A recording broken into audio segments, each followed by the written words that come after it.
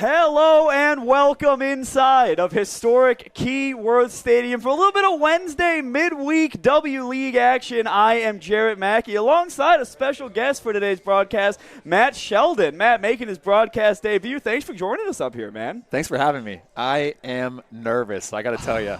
I didn't know if you were going to give that away on the air or not. I know we talked about it on the coach call with David Dwahey earlier in the week.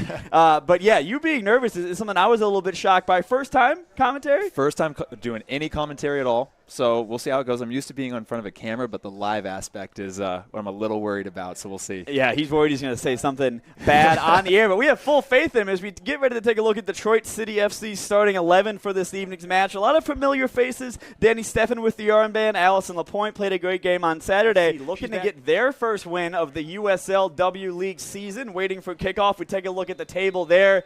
Detroit City and Toledo, both sides that could use wins at this point in the year. The turf gets more and more wet. But it does reach a point, though, right, where if it's too wet, it starts to just stop in its tracks, right? As Childers throws the foot at that one. It's touched by the goalkeeper and into the back of the net. Kate Childers, a minute and 15 seconds into this one, gets Detroit City on the board, and Dayton Waymer's going to want that one back for Toledo. Yeah, that's started into the USL in 2016, 2015. The fullbacks were kind of just starting the modern-day fullback where they really went up. As Hannah Crum's going to slip in, Abby Smothers the left-footed shot. It's 2-0 Detroit City FC. It's a great goal. I mean, cut us off from what we were talking about, and there's worse reasons to be cut off other than Detroit City FC taking a 2-0 advantage. Yeah, nice little slot there. Good finish. Top of the area before the day's up. Detroit City FC on the attack once again, skips by the right-footed shot, comes in and sails over. Waymer would have been, and she was put off by that one, but it's going to go up and over for a goal kick. But here we go again. I was a little bit shocked they went as long as they did right away rather than, having a couple touches. And as Ella Kane's going to dribble a little bit into the box, that one's going to come in. Hannah Crum on the turn, looking for an option. Back to Kane, right-footed, and Waymer collected it. It took her a second, took a skip off the turf, but into the hands of Waymer, who, of course, played for Detroit City FC in years past. Center back, so it's like a 4v2 immediately. A great ball over the top by Danny Steffen. Looks like it'll be Sulish running onto it. The left-footed ball comes across. Romine at the back post. What a save that was. But on the rebound, another great save by Waymer. That one might end up in the highlight reel, but it won't matter because the flag was up on this near side on the rebound. That one kind of just bounces around the box before falling to nowhere. Hannah Crum's going to be played forward. Crum lays it off to Karolak. Back to Crum. Hannah Crum right-footed. What a save by Waymer. And then a goal line clearance by the teammate to get more forward and more involved. And it just makes, the Rubik's Cube we're talking about even more difficult to solve. Yeah. Martin on the left foot, throws a foot at it, and Waymer has it deflected. It's still Detroit City in front. I believe that was Romine that picked up on the scraps, but sees it bounce out of play for a goal kick. So some nervy moments. Hannah Crum kind of laughed as to why it was there. Left-footed ball into the area. Goes over everybody at the back post, and Detroit City FC gets a third. Believe that might be Childers again, and it is her second goal of the afternoon and Detroit City's third. Yet again, it's Kate Childers. That great header to the back post, even better ball in. Just teed it up for her. Really good header, though. Detroit City is. I think Romine is the farthest one over, and she's already over on the opposite side of the field. Here we go. A great job from Detroit City FC. Ella Kane slipped through, right-footed poke past it. Hannah Crum on the goal line, and Detroit City FC gets their fourth of the evening. It's number 15, Hannah Crum, cleaning up the scraps on the goal line. Yep, we're just talking about how active she was everywhere. And she gets rewarded for that. She gets rewarded, exactly. And it kind of, that's like what you would see in the indoor game, to come back to that conversation from the first half. Like, she's used to doing that in the arena, in the indoor game. That was a home run right there. Yeah. That was for someone on the bench. I'm not sure who, but that was for someone on the bench. And from my eyes, that's 440 out of left field. So I was thinking maybe was that a golf swing, but it was a little bit shallow. It looked like, I think it was baseball for sure. I tell you, that could have been a golf swing though. Maybe just not too familiar with golf, but that could have been a golf swing. Maybe might need to see a replay of it. Corner's going to come in. They've been great deliveries so far today, just unable to get anything other than that second goal from Childers came off of the corner in the 40th minute. Yeah, great delivery every time, right across the six. Really dangerous. yeah. Crum on the goal line again tried to get something going. Did well to stay in the fight on that one, but it's going to be into the hands calmly of Whammer, who throws it out. And it was coming from these 1-2s, these clever triangles in the middle of the park. And now Toledo is stringing a couple passes together for the first time tonight. Yep, and now we need to come out to the opposite side. Cut it back. Come out to the opposite side. Turn.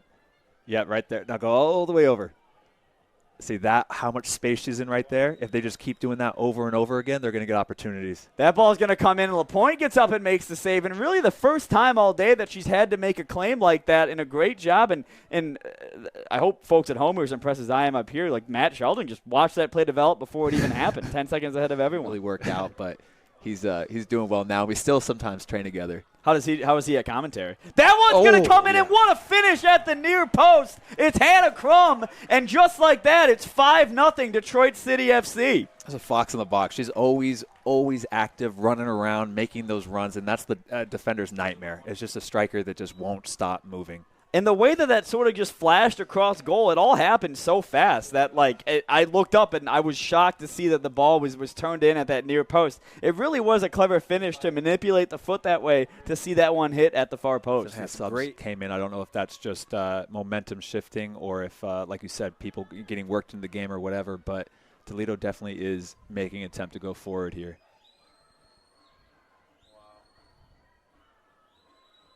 Good pressure here by Romine still, who and Kane, who have both played the entirety of this game so far. Romine's going to want to get in on the scoring action. She plays that one across left-footed. Beautiful. Tatiana Mason.